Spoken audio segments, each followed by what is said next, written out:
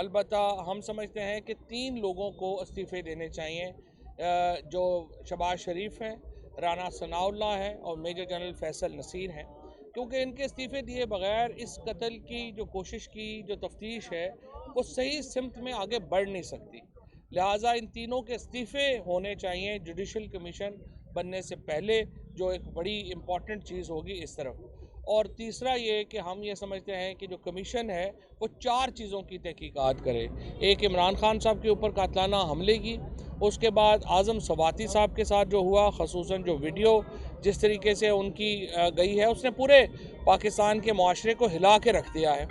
और तीसरा, अरशद शरीफ की असैसिनेशन, उनकी शहादत, और जो भी ज़िम्मेदारान हैं उन्हें पाकिस्तान से बाहर भेजने के, फिर दुबई से निकालने के, और फिर आखिर में जो साइफ़र सबसे इम्पॉर्टेंट, जिसके ऊपर हम बड़े अरसे से तहकीकात का मुतालबा कर रहे हैं। तो जब ये कमीशन बनेगा और इन 4 मामलात की तहकीकात हो जाएगी तो पाकिस्तान में हर चीज़ जो है वो सामने आ जाएगी। और अब 72 घंटे गुजरने के बाद भी अभी तक इमरान खान के ऊपर कातलाना हमले की FIR दर्ज नहीं हो रही। जिस तरह से इमरान खान ने कहा, आप अंदाज़ा लगाइए, पुलिस कहती है कि मुल्क के वज़ीर-ए-आज़म का जो भी नाम नहाद वज़ीर-ए-आज़म है उसका नाम दे दें, कोई प्रॉब्लम नहीं है।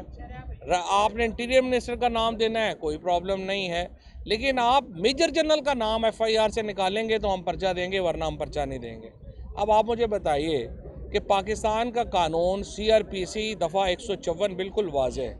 154 क्या कहता है? First information report. मेरे पे हमला हुआ है, मैं अपनी स्टोरी जो है वो आपको बताना चाहता हूँ, उसको रिकॉर्ड कराना चाहता हूँ। आप कहते हैं नहीं, आप अपना वर्जन नहीं लिखाएंगे, आप इस बंदे को नॉमिनेट ही ना करें जिसके ऊपर आपको सबसे ज़्यादा शक है।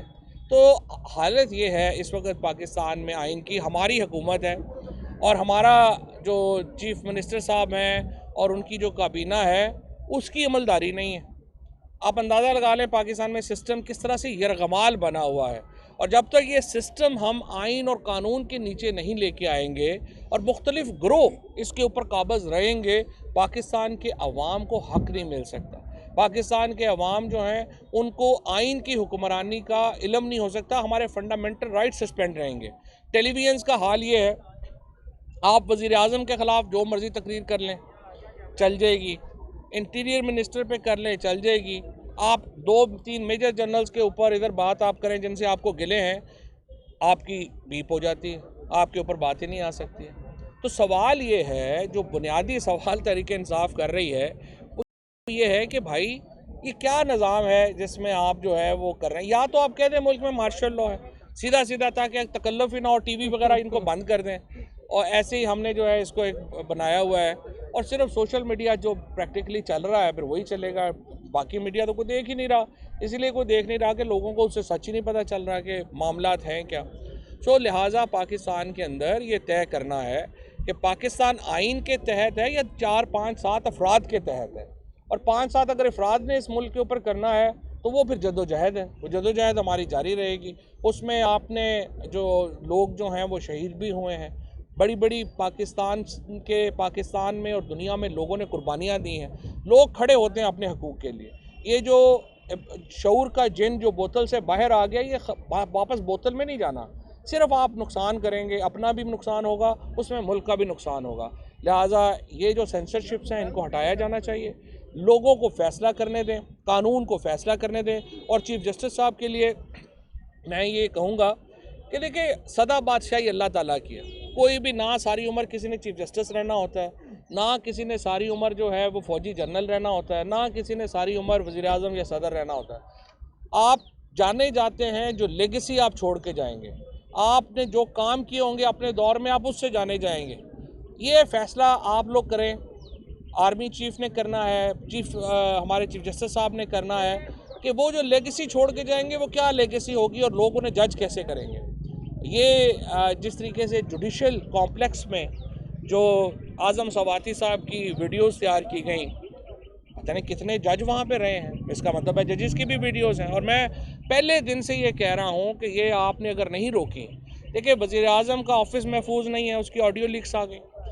आपकी जजेस की गेस्ट हाउसेज महफूज नहीं है, किसी के घर महफूज नहीं है, ज़ाती वीडियोस लोगों की जो है वो बना बना के जुमा बाज़ार लगा हुआ है। इस तरह तो मुल्क नहीं चल सकता, इस तरह तो निज़ाम नहीं चल सकता, इस तरह तो सिटीजनरी जो है वही बैठ गई है। इसीलिए पाकिस्तान में आप देखें कोई इन्वेस्टमेंट्स नहीं आ रही, पाकिस्तान के अंदर कोई प्रोजेक्ट्स नहीं आ रहे, इकॉनमी की कमर टूट गई है और लोग जिसका बस चल रहा है वो मुल्क छोड़ के जो है वो बाहर जाने को तैयार बैठा हुआ है। सो जब तक हमारे जो टॉप के ऊपर ओहदों पे बैठे हुए लोग हैं वो अपनी जिम्मेदारियों का एहसास नहीं करेंगे, पाकिस्तान के अंदर जमहूरियत का बहाल होना, पाकिस्तान के अंदर हकूक़ का बहाल होना मुश्किल है। और ये जो 4-5 चमचे कड़छे जो रोज़ टेलीविज़न के ऊपर आके हमें भाषण देते हैं और हुकूमत का मुद्दा जो है वो बयान करने की कोशिश करते हैं, सबको पता है आपकी हुकूमत नहीं है, आप तो सिर्फ जो है इस हुकूमत में टिच बटन के तौर पे शामिल हैं। ना आप लोगों की कोई औकात है कि आप फैसले कर सकें, ना आप लोगों की कोई हैसियत है कि आपकी कोई बात जो है वो सुनी जाए। लिहाजा जिन्होंने फैसले करने हैं उनसे मेरी फिर एक दरमंदाना अपील है, मुल्क का सोचें। सदा बादशाही आपकी नहीं है, सदा बादशाही अल्लाह की है। ये मुल्क जो है हमेशा रहने के लिए है और इसको आप देख लें कि कैसे आगे चलना है। जी एक मिनट मैं बात कर लूँ, 1 मिनट बाद में मैं 2 मिनट बात कर लूँ। अच्छा मैं पहले बात कर लूँ आपसे। 2 सेकंड दे दीजिए। देखिए, 2 चीज़ें आपने जहन में रखनी है। फवाद आ जाए जा रहे। 2 चीज़ें आपने जहन में रखनी है। एक तो सोसाइटी इस टाइम मुकम्मल इज़्तिराब का शिकार है, हर शख्स इज़्तिराब में है। हर शख्स को ये लगता है कि शायद मुल्क में अगले 24 घंटे में पता नहीं क्या होने वाला है। इस मुकम्मल इज़्तिराब में, एक सेकंड खामोशी रखिएगा, इस मुकम्मल इज़्तिराब में आपने ये फैसला करना है अवाम ने कि आपने हक की साइड पे खड़े होना है या आपने रॉन्ग साइड पे खड़े होना है। मुकम्मल जो इज़्तिराब की कैफियत है एक आम शहरी की, वो बहुत लंबी देर चल नहीं सकती। आपका बिजनेसमैन हो, आपके मीडिया के लोग हों, आपके आम शहरी हों, तमाम ही इज़्तिराब के शिकार हैं। भले वो लोगों पे कस्टोडियल टॉर्चर की बात हो, सेंसरशिप की बात हो, आज़म सवाती साहब की बात हो। तो मेरे ख्याल में जैसे फवाद साहब ने कहा, अब अदालतों को आगे बढ़ना पड़ेगा। अब अदालतों को इसके आगे अपना लाए अमल तय करना पड़ेगा। चीफ जस्टिस ऑफ पाकिस्तान को इसके ऊपर एक फ़ैसला लेना पड़ेगा। उनको सिर्फ एक कमीशन ऐसा बना के जो एक अमूमी कार्रवाई करे और महीनों लटकती रहे वो कार्रवाई, उससे निकल के अब हतमी कार्रवाई की तरफ हमें बढ़ना पड़ेगा। इमरान खान साहब की जो FIR है इसी को ले लीजिए और दूसरी चीज़ों को ले लीजिए। सिस्टम शायद पहले भी ऐसा ही था, लेकिन इस दफ़ा सिस्टम बिल्कुल नंगा हो गया है। सिस्टम ऐसा ही था आम आदमी के लिए, ये कोई पहली दफ़ा नहीं हो रहा जो हो रहा, आम आदमी के साथ ऐसा ही होता था। लेकिन इस दफ़ा क्योंकि बड़े कैनवस पे चीज़ें हो रही हैं तो सिस्टम बिल्कुल जो है वो नंगा हो गया पहली दफ़ा, और आम आदमी को ये नज़र आया है कि उसकी वल्नरेबिलिटी कितनी ज़्यादा है। तो इसमें चीफ जस्टिस ऑफ पाकिस्तान का बहुत ही कलीदी रोल है।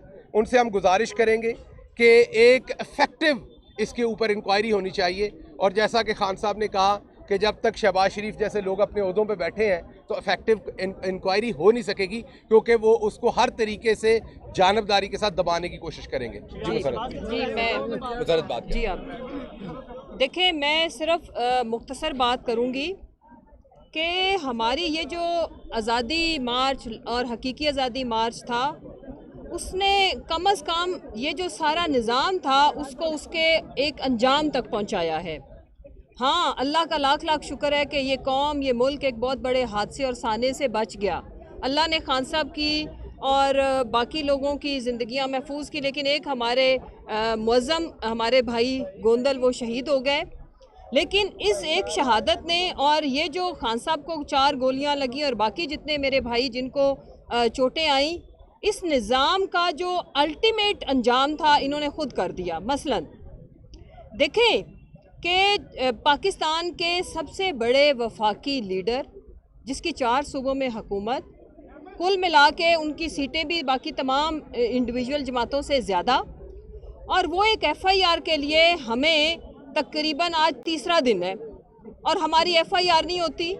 और इस मुल्क का आइन, ये आज़ादी है क्या? रूल ऑफ लॉ, और ये जो मुल्क का आइन है जस्टिस फॉर ऑल, और आइन की इम्प्लीमेंटेशन सबके के कानून के हम सारे ताबे हैं। वो कोई जज हो इंडिविजुअल कैपेसिटी में, मैं एक सवाल रखती हूँ, अगर किसी जज से गॉड फॉरबिड कोई कत्ल कमिट हो जाता है तो क्या वो तौहीन अदालत लग जाएगी अगर कोई FIR करेगा?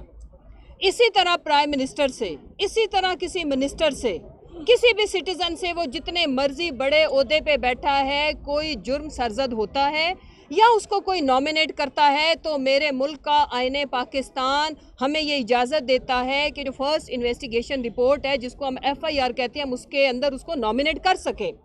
कहीं लिखा है कि आर्म्ड फोर्सेस के आर्मी चीफ से लेके बाकी तमाम ओहदेदार, एक जिसका हमने नाम लिया है, कोई मेजर जनरल, कोई कर्नल, क्या उससे मुबर्रा है? अगर है तो फिर हम गलत हैं, और अगर नहीं है तो फिर ये सवालिया निशान है कि पाकिस्तान का सबसे बड़ा सूबा पंजाब, हमारे CM, हमारे होम मिनिस्टर और ये पूरे का पूरा निज़ाम फेल हो गया एक फ़ोन कॉल के पीछे।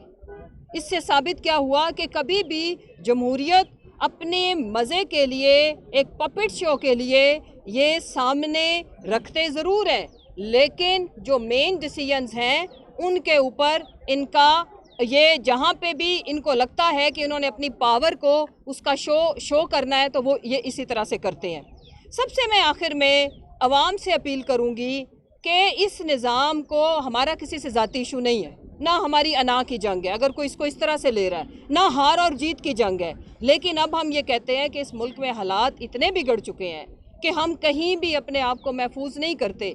आम शहरी, एक ओवरसीज़ पाकिस्तानी, या अगर इन्वेस्टमेंट आनी, अगर आपने मुल्क की इकॉनमी ठीक करनी है, तो वो ये सोचता है कि इस मुल्क में अगर हम किसी जगह पे रहते हैं, हस्बैंड एंड वाइफ की प्रिवेसी भी अगर सिक्योर नहीं है, तो फिर आप सोचें कि इस मुल्क में क्या कानून है, क्या कौन महफूज है, क्या हम अपने घरों में भी महफूज हैं? लिहाजा हिफाजत सिर्फ गोली से नहीं होती, हिफाजत ये भी होती है कि जो मेरी प्रिवेसी है, जो मेरा मुल्क का आइन और कानून मुझे उसका इस्तेहकाक और मेरा हक है, उसको मजरू ना किया जाए। लिहाजा यहाँ पे जो फंडामेंटल राइट्स हैं या बेसिक ह्यूमन राइट्स हैं, उनकी धज्जियाँ उड़ाई जा रही हैं दिन दहाड़े मीडिया के ऊपर, और इसके ऊपर कौम को अब सेंसिटिव होना पड़ेगा, कौम को निकलना पड़ेगा। मंगल को जो मैं कहना चाहती हूँ, जिसके लिए हम सारे ये अपना मुद्दा आपके सामने रख रहे हैं, मंगल को हम वहीं से स्टार्ट ले रहे हैं लॉन्ग मार्च का। इसको कामयाब बनाना मेरे और आपके बस में है। खान साहब ने अपनी पूरी जंग लड़ी और आखिर में इंशाल्लाह उसमें पिंडी से शामिल भी होंगे।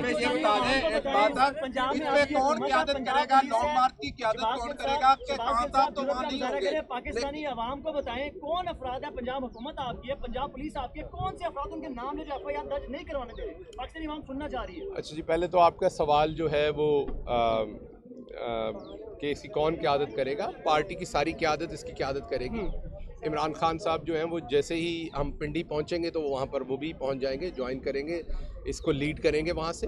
उससे पहले पार्टी की जो क़यादत है वो पूरी की पूरी क़यादत जो है वो वहाँ से, जहाँ पर मौज़म गोंदल शहीद हुए, वहीं से, जैसा कि चेयरमैन ने ऐलान किया, वहाँ से वो चलेगी।